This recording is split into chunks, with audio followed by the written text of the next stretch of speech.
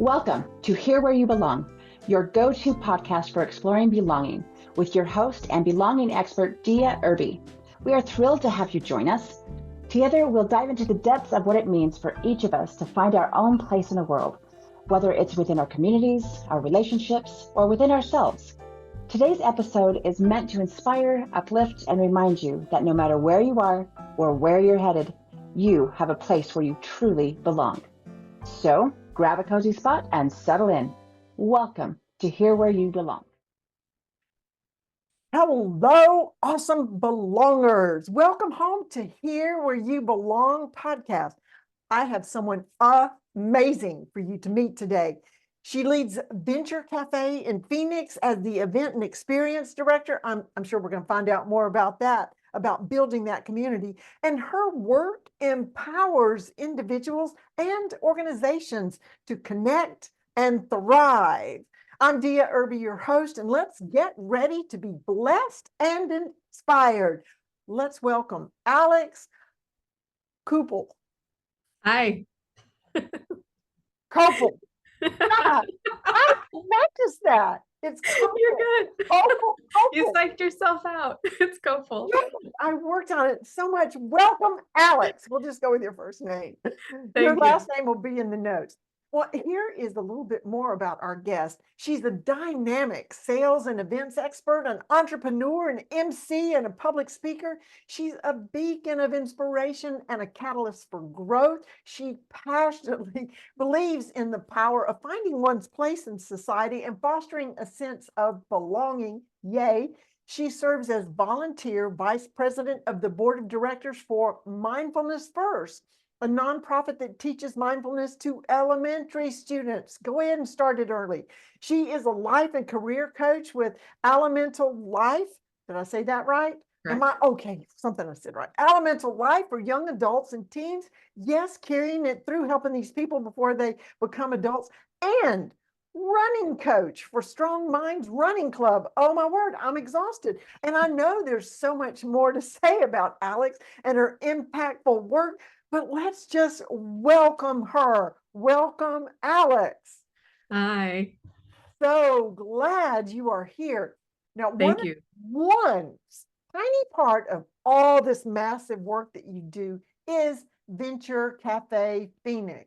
And I want to know more about that. I know it has something to do with community and belonging, and describe it or explain it to our belongers out there. Absolutely. And thank you again for having me on your podcast. I really appreciate the intro.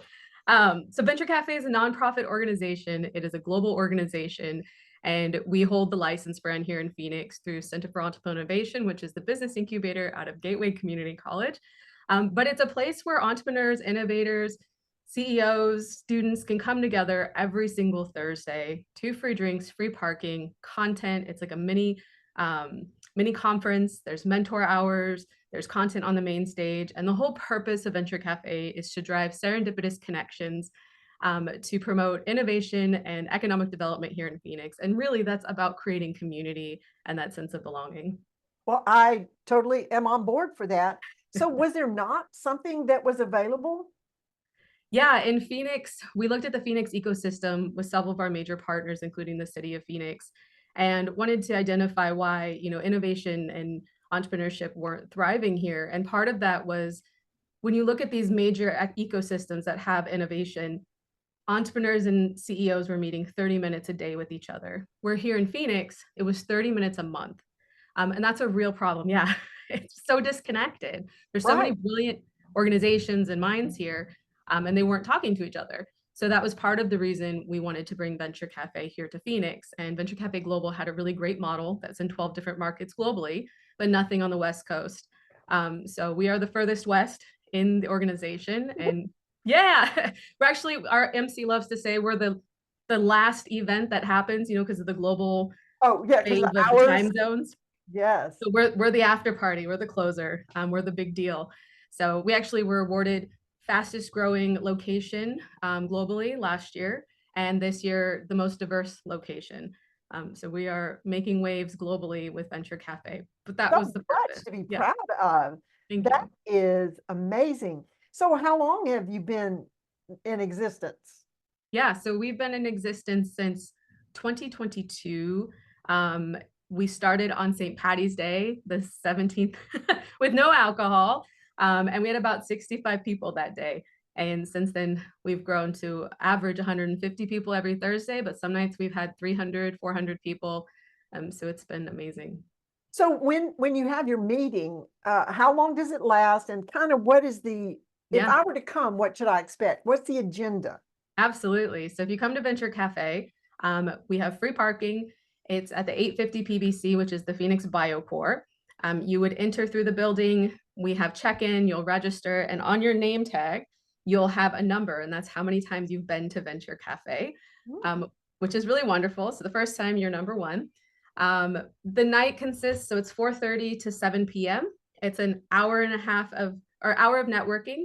It's a half hour to an hour of content on the main stage, and then a half hour of networking at the end. In addition to that, we have mentor hours, people waiting to meet with you for 15 minutes. Like this week, we have a whole night themed around sales. So we have sales experts, website experts, social media experts you can meet with. We have an AI meetup every week with Decision Tree AI. We also have a monthly women's entrepreneur meetup, a monthly biopreneur meetup. So there's a lot of ancillary programming at Venture Cafe, but it's 2 free drinks, free parking, 4:30 to 7 p.m. and it's open to everybody. It's free to the public. That's an expensive plane ticket for me to come join. But I would love that. Yeah, would love and to wait. You're in charge of making the program happen? Yeah. So I am in charge of the oversight of the whole program. Our team, we have 4 part-time team members who focus on Venture Cafe, and they're all business owners of their own. So they know what it's like to be entrepreneurs and in the startup world. But yeah, oversee programming and marketing and sponsorships. Wow. So how did you get sponsors? Just tell them what an awesome program it is, and they said, count me in? Oh, that's how it is now, but it wasn't like that before. I mean, it wasn't, I won't say it's a challenge, but it was definitely selling the vision of the community, about reducing the silos. I mean, we had a lot of amazing organizations already in operation here in Phoenix. For example, the Arizona Tech Council, the ACA, yes, Phoenix, but none of them were communicating with each other. And there was a lot of competition. So we really wanted to reduce those silos and create a neutral playing ground for everybody. And that's really been the key to our success, is making sure everybody feels part of the community, that belonging, having a place to be, to share ideas and cross-pollinate. Now, you mentioned diversity in your group. Yay, the most diverse. Yes. Diversity, like types of businesses, or what do you give me some examples of representation of businesses? Yeah, when we look at diversity, we look at everything you would normally think of diversity as far as gender, ethnicity, but we also look at what type of business they're in, what stage their business is in. So we have academia, corporate, government, startups, venture capitalists, service providers. So there's a broad group of people that come to Venture Cafe. And then within that, what stage is their business at? So, 10 employees, 1,000 employees, are they seed funded, growth stage? Yeah, so we track all of that data. Wow. So that helps to know who you have, but it's also, I don't know of many or any other opportunities for that diverse of a community to meet together. I know there are top level, and you have to be a millionaire to have to do $1 million business to be able to join, or but that's true belonging. It is. It is. That And is. if you get the chance to come, I would love for you to see the diversity, because you'll see, we've even had some homeless people walk in and engage in the content and like talk about their ideas, and nobody's unwelcome. I mean, we have a credo, you have to follow certain behavior, conduct yourself with professionalism, but yeah, everybody's and be welcome. respectful of other people. Don't criticize. People come business suit, people come in their street clothes, their workout clothes, like it's very diverse. Wow. So tell me some, at least one, I'm sure you have multiple. Tell me a success story of someone that joined and the impact it had. I think one of my favorite, most memorable, because it's so odd, is a tattoo artist. It sounds like a setup for a bad joke. Tattoo artist and a colonoscopist, right? And They were talking to each other, and you would think maybe they wouldn't have a whole lot in common with their career paths, right? But as Right. they get talking, the tattoo artist is like, hey, what do you do to the colonoscopist? Talks about colonoscopy, and the colonoscopist says, hey, did you know I actually do tattoos? And he's like, oh, interesting. And the colonoscopist says, yeah, when I go in to do your colonoscopy and there's polyps, we have some ink that we can tattoo around the polyp to see the size of it. And then we can go back in later and see if it's grown or not. And it's an easy way for us to identify, but we're having trouble with the breakdown of the ink in the colon tissue. And the tattoo artist was like, well, I just came out with a new ink line for inside the mouth. Maybe we should partner together and see how we could create an ink line for the medical field. So That, yes, you're right. It sounded like a setup for a bad joke. it does. But It does. what And an there's so awesome, many. you never know what the Yeah, connections and how you're going to bring it together to help each other until you're given that opportunity. Oh, absolutely. I love it. I love it. One more story. Okay, so real estate agent, good friend of mine, came to Venture Cafe and didn't think she'd find anything there for her because it was a night about blockchain and crypto technology. And she was like, no, gross. Um, but as they started talking about EFTs and the blockchain technology for tracking things and the applications of blockchain technology and how it may be applied in the future to home titles. And there was actually a jeweler talking about how they can use that technology to verify the jewelry or the diamond quality, right? But now they can apply it to titles for your home and the real estate industry. And it blew her mind. And so she started digging into it, and she's one of the first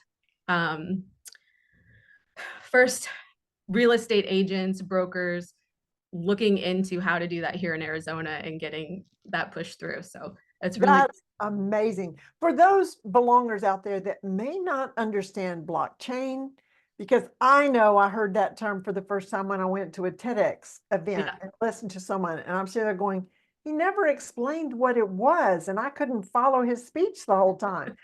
What is blockchain? I mean, the simplest way to describe it is it's the ability to see how everything's linked together.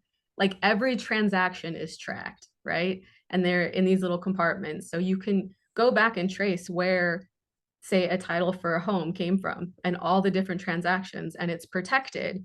So nobody can corrupt it, nobody can adulterate it. Like there is a clear path of where that piece of paper or that EFT has gone across that blockchain. So it's really And neat.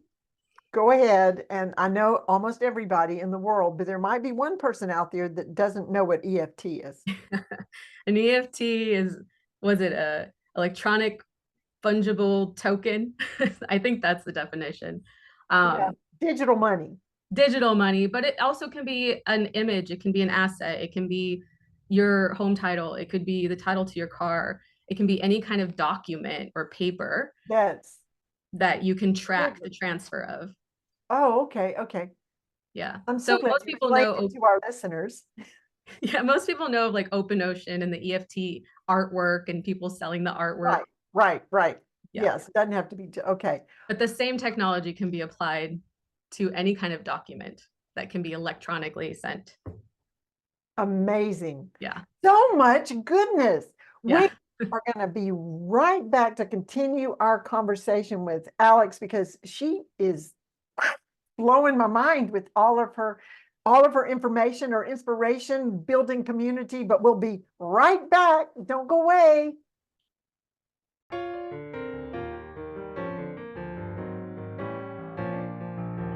Hey there. Isn't my guest amazing? So glad you joined us today. In this world that often feels disconnected, building community and fostering belonging are essential. That's why I created this podcast, to bring inspiring people to you, to encourage you to create that sense of belonging and community, no matter where you are. If you're being blessed by my guest, and we have some more, like, subscribe, and share this podcast. You know who needs to hear this. Stay connected, stay true to yourself, and always remember, you belong. Now, back to our amazing guest.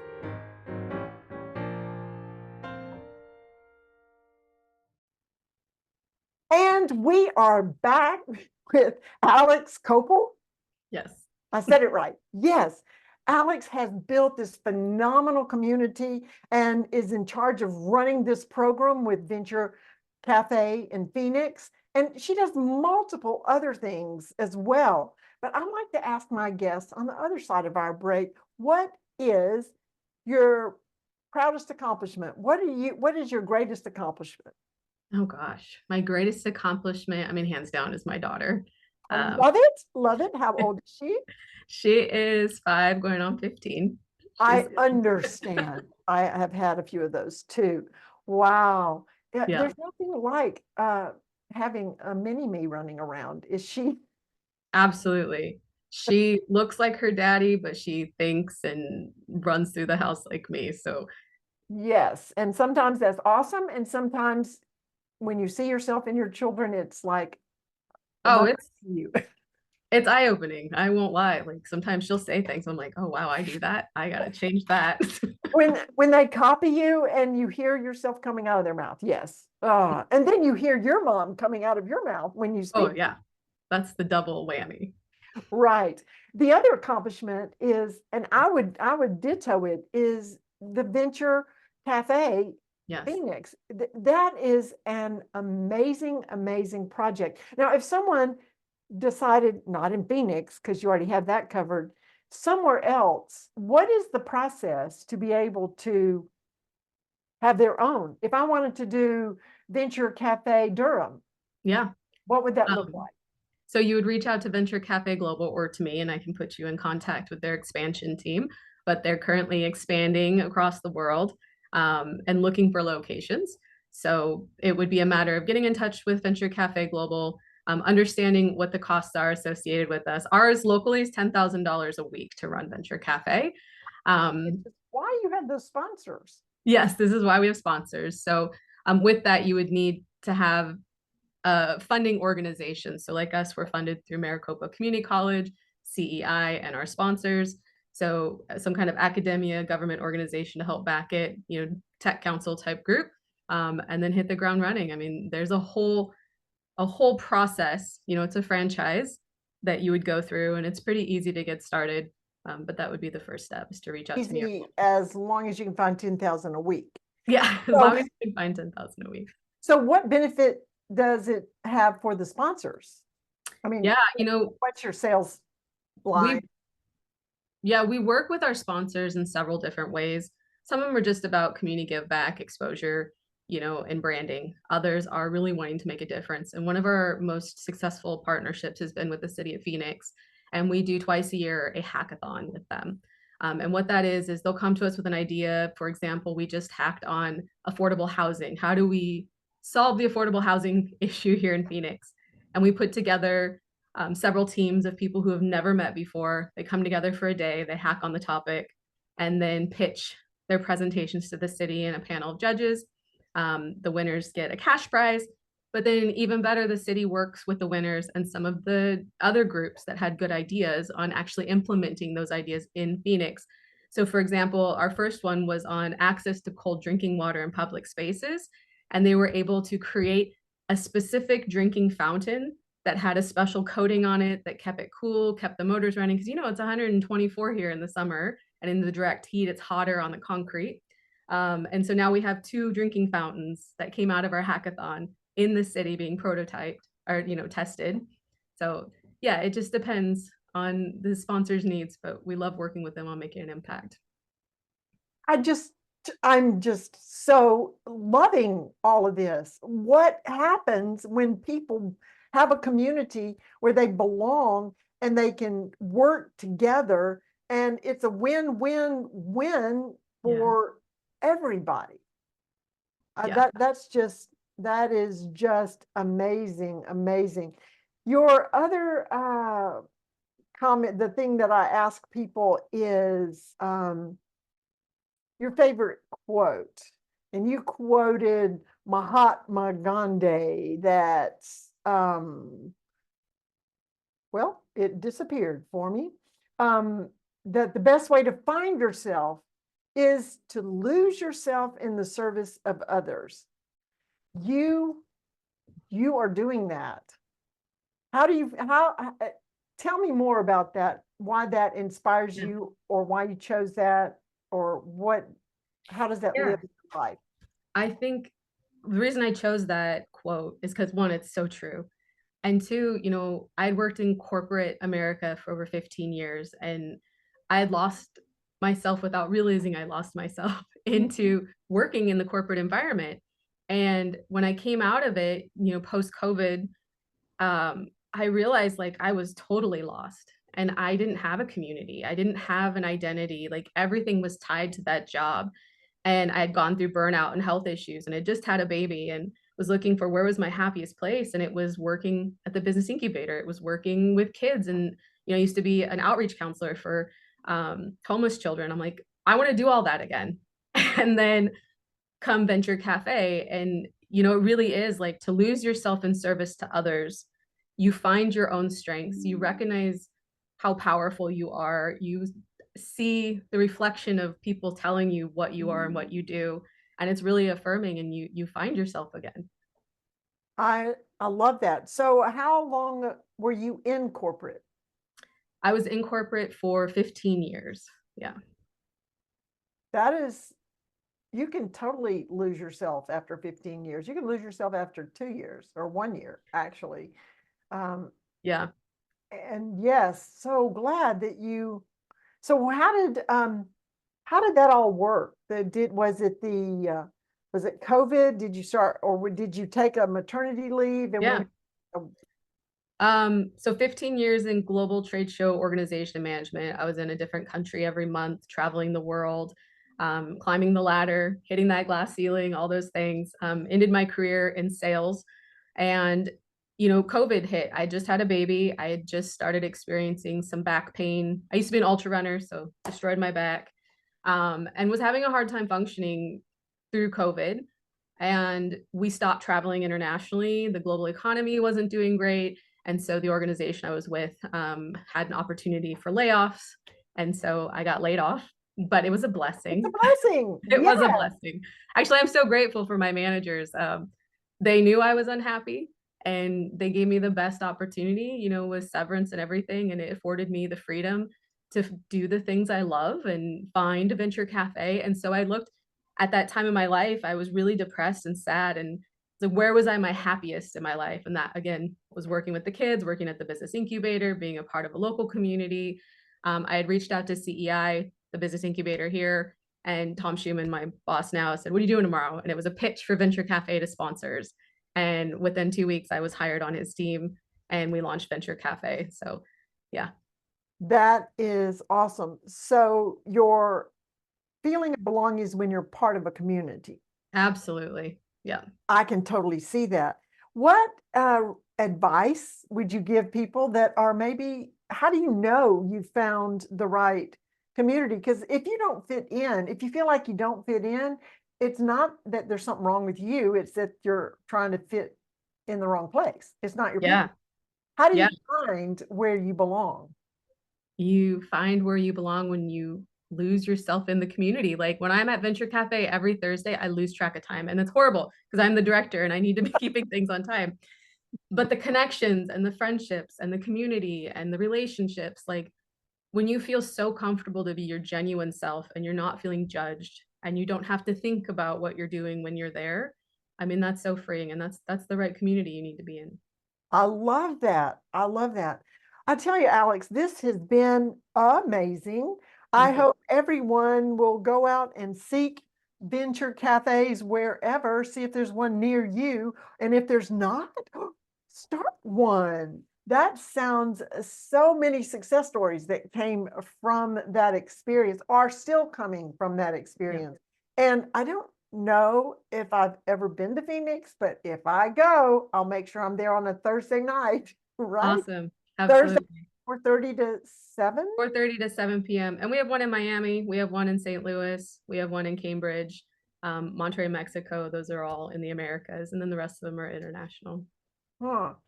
One quick question, just because of my curiosity. You traveled all over the place, Yes. all over the world. Did you have a favorite place you went?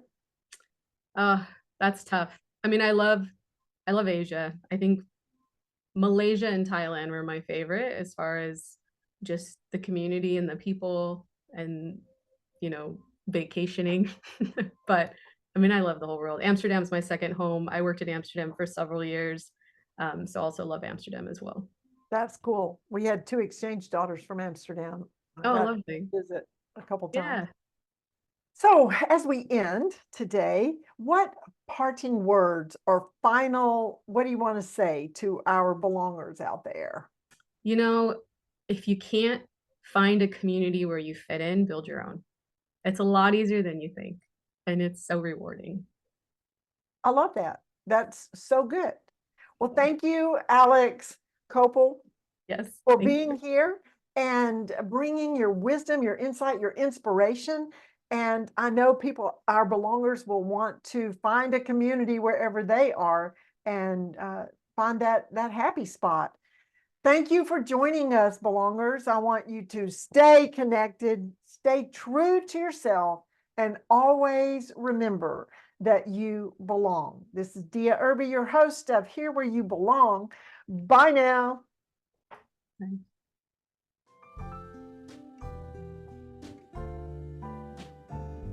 Thanks for tuning in to Hear Where You Belong. We hope today's episode has inspired you to embrace the beauty of belonging in your own life. Remember, no matter where you are or where you're headed, you have a place where you truly belong. Join us again next time for more insightful conversations and heartwarming stories. Until then, stay connected, stay true to yourself, and always remember that you belong.